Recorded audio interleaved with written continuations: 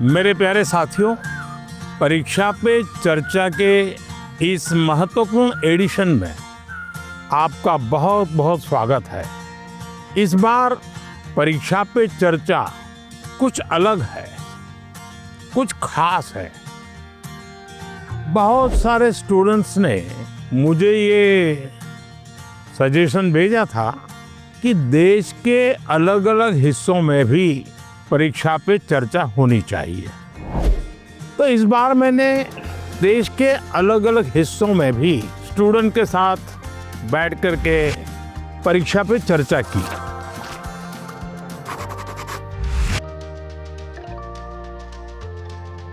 इस special episode में आप यही देखने जा रहे हैं। हमारी चर्चा छत्तीसगढ़ की राजधानी रायपुर पहुंच गई।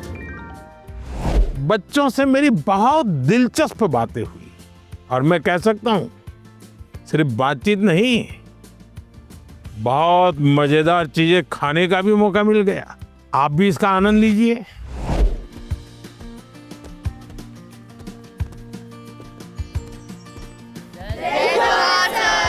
जय जोहार। The first thought that came to my mind was, is it actually the Prime Minister of India?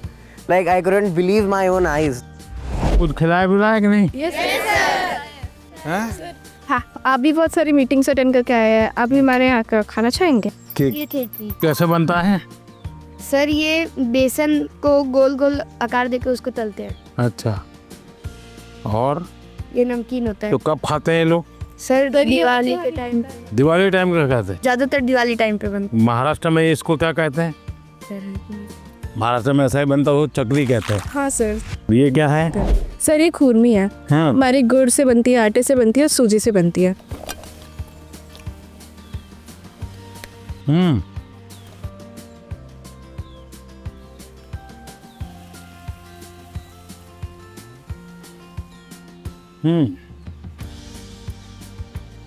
तो बढ़िया खिलाने के लिए धन्यवाद बेटा। वहाँ पे उन्हें खुरमी मिली तो उन्होंने सबको अपने हाथ से के खुरमी खिलाई and it was just so amazing. तो आपके मन में भी कुछ सवाल आते होंगे आज आप लोग यहाँ आने के लिए मौका मिल गया है तो? Yes sir. बताइए। हम स्टूडेंट्स को भी एग्जाम्स के बाद वेकेशन से जाने का बहुत मन करता है, तो आप इंडिया में कोई ऐसी 5 जगह बता सकते हैं जहाँ हम भी जा सकें? आप जिस तहसील में से हो, कौन सा तहसील है आपका? सर, मैं रायपुर से। रायपुर से। रायपुर तहसील में कौन कौन सी चीजें हैं, इसका जरा लिस्ट बनाओ। 1 घंटा लगेगा, 2 घंटे लगेगा, जाऊंगा। फिर लिस्ट बनाओ जिले में कौन से हैं जो देखे नहीं हैं। फिर तय करूँ मैं राज्य में कौन से हैं। छत्तीसगढ़ में ऐसी कौन सी जगह मैं गया नहीं हूँ। हमें कहीं पर भी जाए स्टूडेंट के रूप में जाना चाहिए, तब टूरिज्म का मजा आता है। वहाँ खाना मिलता है तो उसे, जैसे मैंने पूछा कैसे बनता है, मैंने आपको भी पूछा कैसे बनता है, क्यों?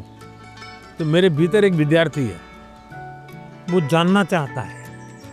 हमारे हर एक के भीतर एक विद्यार्थी तो जिंदा रहना चाहिए। कहीं पर लिखा हुआ है तो पढ़ नहीं सकते, किसी को बोला जरा समझाओ क्या लिखा है, क्या चीज़ है। रेल के डिब्बे में जाना और साथ में खाना भी ले जाना, देखना चाहिए कैसा अनुभव होता है। भीड़ होती है, क्या होता है, लोग बातें करते हैं, क्या करते हैं, इसका एक आनंद होता है, जीवन में सीखने को मिलता है। भारत इतनी विविधताओं से भरा हुआ है, एक जिंदगी भी कम पड़ जाए देखने के लिए। मैंने उनसे क्वेश्चंस किए और उन्होंने मतलब इतने अच्छे तरीके से जवाब दिए, हम लोगों को इतने अच्छे तरीके से समझाया, मुझे वो बहुत पसंद आया सर। अच्छा जी, बताओ आप लोगों को कितना टेंशन है एग्जाम का? नर्वसनेस हो जाती है। किस बात को लेकर के होती है? एग्जाम अच्छा नहीं जाएगा। ऐसा क्यों विचार आता है कि एग्जाम अच्छा नहीं जाएगा? सर एक ऐसा होता है ना कि लोगों की एक्सपेक्टेशंस होती है आपसे। हाँ, आपको टेंशन जो है ना, माँ को क्या लगेगा, पापा पता नहीं क्या करेंगे, टीचर क्या कहेंगे, मेरा दोस्त क्या करेगा, वो मामा का बेटा है जो वो मेरे साथ पढ़ता है, वो मेरे से 1-2 मार्क ज़्यादा ले आए तो क्या हो जाएगा। हम उसी में खोए रहते हैं और उसी के कारण ये टेंशन रहता है। जी सर। मतलब हमारा आत्मविश्वास कम है।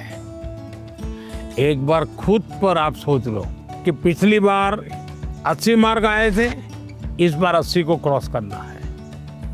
पिछली बार 40 मार्क आए थे, इस बार 40 को क्रॉस करना है।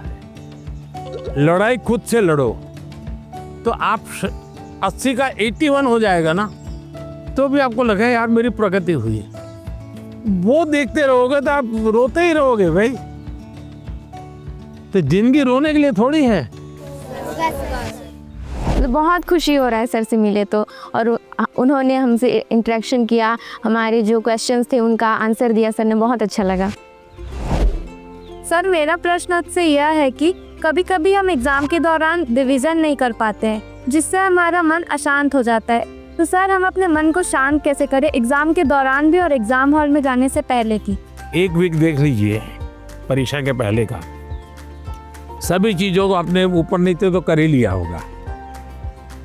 आप मान के चलिए आपने जो सुना है, आपने जो पढ़ा है, वो बेकार नहीं गया है, कहीं ना कहीं तो स्टोरेज है ही है वो।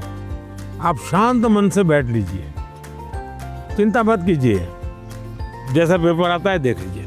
दूसरी चीज, आप अच्छा विद्यार्थी बनना है ना, आपको उस विषय पर ग्रिप होनी चाहिए ना, तभी तो अच्छे विद्यार्थी बनोगे। सब्जेक्ट पर ग्रिप कैसे आएगी? एक अच्छा खिलाड़ी कैसे बनता है? निरंतरता बनाए रखना, डिसिप्लिन में रहता है, रूटीन में चलता है। सबसे बड़ी बात है वो लगातार कंपटीशन करता रहता है, गिरता है, पटकता है, हारता है, जीतता है, करता है, उसमें से वो खिलाड़ी बनता है। ठीक है, आपको मैं एक सुझाव देता हूं, आप करिए। आपके क्लास में कुछ विद्यार्थी होंगे, आपको लगता है जरा पढ़ने में थोड़ा कम है, ऐसे तो होते ही है, हा? ऐसे एक आध को आप दोस्त बनाइए। ये टेक्निक बहुत कायम आई है आपको। उसको कहो कि मैं आज तुझे मैथ सिखाना चाहता हूँ। अब उसको मैथ सिखाने के लिए आप जो मेहनत करेंगे, दिमाग फोकस करेंगे, आपका मैथ्स पक्का होगा कि नहीं होगा? उनकी पर्सनालिटी बहुत ही इंस्पायरिंग है, वो अपने हर वर्ड से ना सारे स्टूडेंट्स को इंस्पायर करते हैं। मैं ताइक्वांडो खेलती हूँ और मैं आगे चल के स्पोर्ट्स पर्सन बनना चाहती हूँ। अपनी स्टडीज़ और स्पोर्ट्स को बैलेंस करके कैसे रख सकती हूँ?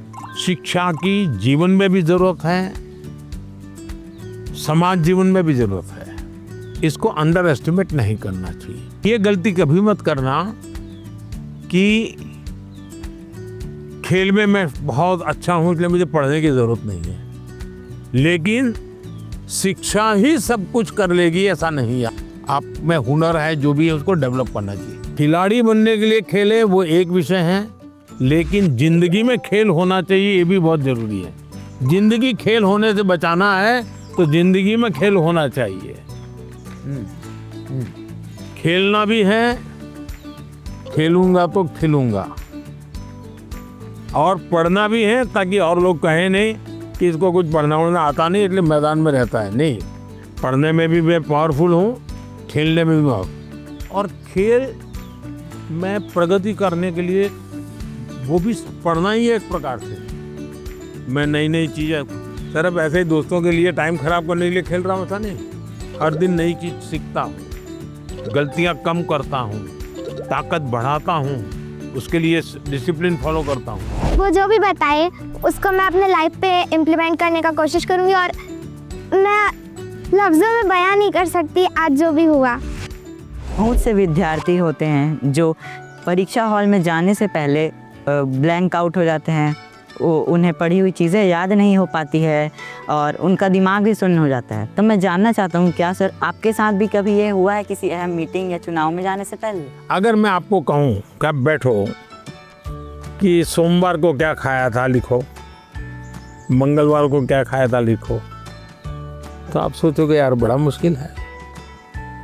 खुद ने खाया कि नहीं खाया, माँ ने परोसा था कि नहीं परोसा था, प्यार से खाया था कि नहीं खाया था, फिर भी भूल गए। क्यों? आपने उस पर ध्यान नहीं रखा आपने। तो अभी दूर की बात मैं नहीं कर रहा हूँ, लेकिन मान लीजिए मैं कहूँ नहीं कैसा करो, आज घर जाकर के याद करना। सोमवार को मैं स्कूल से जल्दी आया था और माँ ने इस कलर की साड़ी पहनी थी और मैं टेबल पे नहीं गया, मैंने बाहर चेयर पर ही टीवी देखते हुए माँ को कहा मुझे यहाँ खाना। एक ही चीज़ याद करोगे, फिर सोचोगे पहले माँ ने मुझे ये दिया था, तो याद आ जाएगा, लिख लो।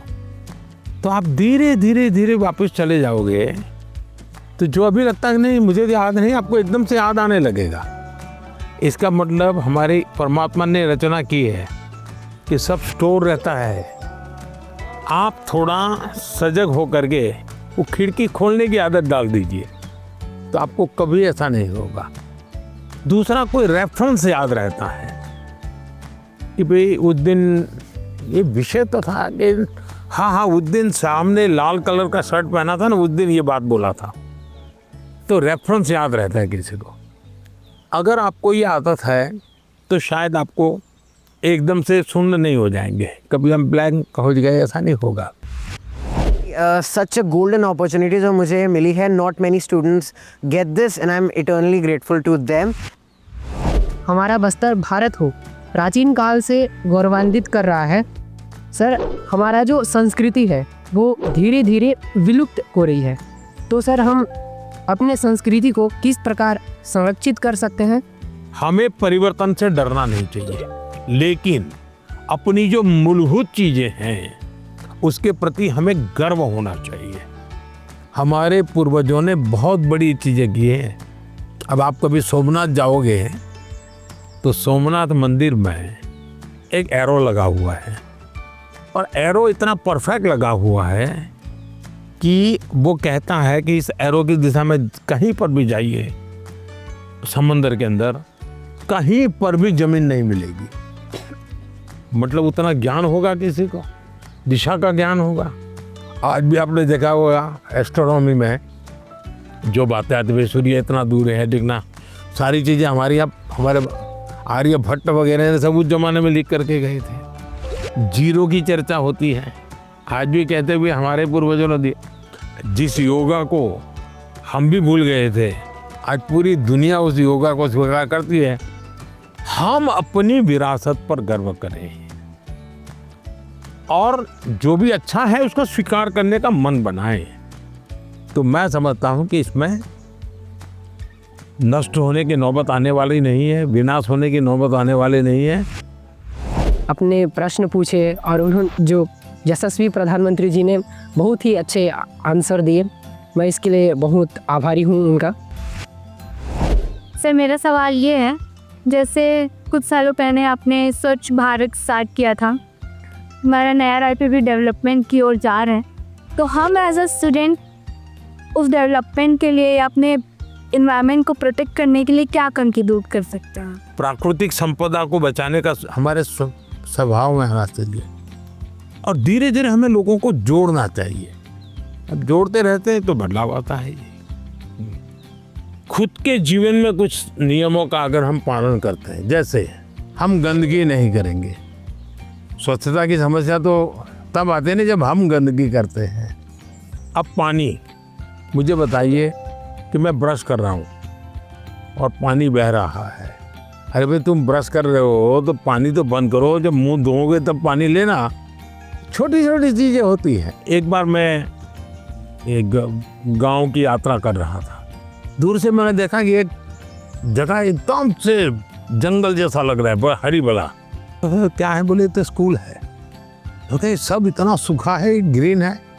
वहाँ एक टीचर थे, उस टीचर ने ये जो पेट्रोल पंप होता है, वहाँ जो ऑयल के कैन वगैरह होते हैं वो इकट्ठे करते थे वो, और बच्चों को कहते थे कि तुम्हारे घर में वो जो पानी होता है जिसमें खाने का कुछ अंश होता है, वो इस बोतल में रोज़ स्कूल आओगे तब भर करके आना। तो सारे बच्चे वो बोतल भर के या जो उनको कंटेनर दिया है वो भर करके आते थे, और उन्होंने वहाँ पेड़ लगाए थे। हर बच्चे को एक पेड़ दे दिया गया था। वो जो पानी ले आता था वो उसमें डालना होता था उसको, फर्टिलाइजर का भी काम करता था, सब्जी वब्जी के टुकड़े होते थे। उसके कारण वो पूरा स्कूल को चारों तरफ एकदम से ग्रीन बन गया था। एक टीचर ने इतना बड़ा परिवर्तन लाया। मानवीय रूप से व्यवहार करे तो बदलाव शुरू हो जाता है। छोटी चीजें हैं, हम आराम से कर सकते हैं। समाज का वातावरण हमारे स्वभाव में आना चाहिए। बहुत अच्छा एक्सपीरियंस था पूरे डे का, और बिल्कुल डे ड्रीमिंग जैसा था कि बिलीव नहीं हो रहा था सच में हम लोग पीएम सर से बैठ के बात कर रहे हैं। जैसे हमारी हॉबीज़ होती हैं आर्ट, स्केचिंग, डांसिंग, सिंगिंग, इन सब का पढ़ाई की वजह से जो प्रेशर पड़ता है हम पे, तो इस वजह से हम दोनों को बैलेंस करके नहीं चल पाते। तो आप ऐसा कोई तरीका बताइए जिससे हम अपने पढ़ाई और हॉबीज़ दोनों को एक साथ लेके चल पाए। देखिए, पढ़ाई और हॉबी दोनों साथ साथ बड़ी आराम से चल सकती है, बहुत आराम से चल सकती है। आपको उसको भी पढ़ाई का हिस्सा बना सकते हैं। मान लीजिए आपको रंगोली का शौक है, आप चाहते हैं कि बहुत अच्छा रंगोली का मुझे शौक है। अब पढ़ाई में भी मानो आपको वनस्पति के कुछ विषय हैं, आप तय करो कि वनस्पति की जो चीज़ें हैं मैं उसी को ला करके रंगोली करूं। तो रंगोली में जो चीज़ें मैं लाऊंगा, पत्तियां लाऊं, तो ये नीम की पत्तियां हैं, ये अदरक की पत्तियां, ये झिंगने की पत्तियां, ये फलाने के। तो आपका विषय भी पढ़ा जा रहा है, आपकी हॉबी भी चल रही है, दोनों का कॉम्बिनेशन हुआ कि नहीं हुआ। मैं समझता हूँ कि हॉबी होना अच्छी चीज़ है। आप अगर हॉबी के लिए समय देते हैं डिसिप्लिन में रह करके, तो आपकी पढ़ाई के लिए आपके अंदर और चेतना आती है और जागरूकता आती है, आप अधिक फोकस कर सकते हैं। और उसका बेनिफिट यहाँ भी होता है कि आप अपने कला में, जहाँ भी हॉबी में जाना चाहते हैं, वो भी उतना ही अच्छा कर सकते हैं। लेकिन अगर हॉबी होगी तो समाज में भी अच्छा लगता है, चार लोग आपकी वाहवाही करते हैं, आपके लोगों को नजर जाता है, अच्छा भाई इतना बढ़िया करते हैं। मैं समझता हूँ आपको मान लो अच्छे वक्ता बनना है, वो हॉबी है आपकी, तो आपको कई किताबें पढ़नी पड़ती हैं, कई चीज़ें रेफरेंस करनी पड़ती है, लिखना पड़ता है। तो आपकी हॉबी तो है, लेकिन साथ साथ में अध्ययन भी है, तो दोनों चीज़ें एक साथ चल सकती हैं। समय का विभाजन हमें आना चाहिए। हम एक तरफ झुक जाते हैं तो गिरने की नौबत आती है, लेकिन बैलेंस कर करके चलते हैं तो गिरने की नौबत नहीं आती। तो मैंने उनसे पूछा था कि हम अपनी हॉबीज़ और अपनी स्टडीज़ को एक साथ कैसे बैलेंस करें, तो उन्होंने ये सॉल्यूशन दिया कि हम अपनी स्टडीज़ में ही अपनी हॉबीज़ को मिक्स करके रखें तो फिर कुछ नहीं छूटेगा। उन्होंने ये सॉल्यूशन दिया था हमको। आप इतने साल से देश को संभाल रहे हो, देश के लीडर हो, तो आप फ्यूचर जनरेशन से, हम बच्चों से ऐसी कौन सी क्वालिटी एक्सपेक्ट करते हो कि हमारे अंदर आनी चाहिए एक लीडर के रूप में? ऐसा लीडर बनना है कि लीडर बनना है? दोनों बनना है। देखिए, पहले लीडर बनिए।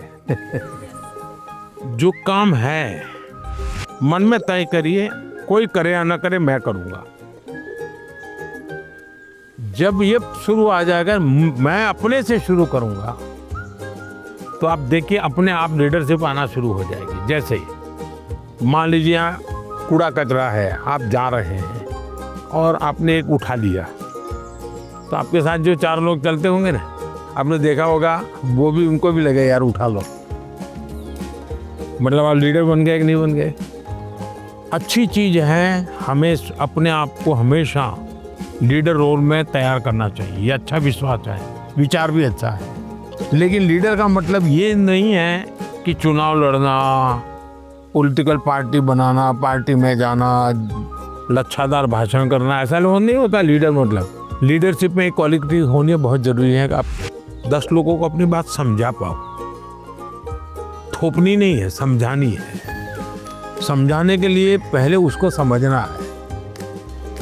जो उनको समझ पाता है वो समझा पाता है, जो उनको नहीं समझता है वो कुछ नहीं समझा पाता। और इसलिए हमारी कोशिश ये होनी चाहिए कि उनको समझना चाहिए। उन्होंने बहुत अच्छे से बताया कि किसी के अंदर एक लीडरशिप क्वालिटीज़ होती है अगर वो किसी चीज़ के लिए रिस्पॉन्सिबल हो रहा है. If I would describe this world then I would say सपना. मैं प्रधानमंत्री से मिली.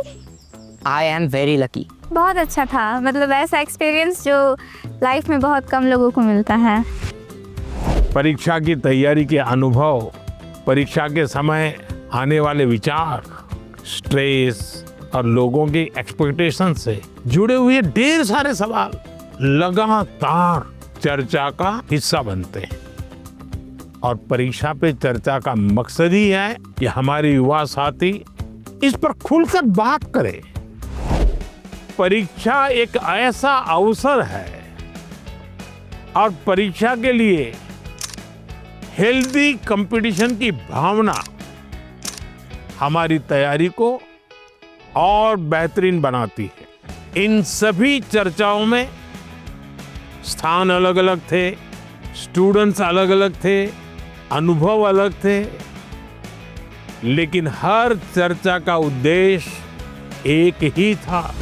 हर स्टूडेंट को सुनना, समझना और साथ मिलकर कुछ न कुछ सीखना.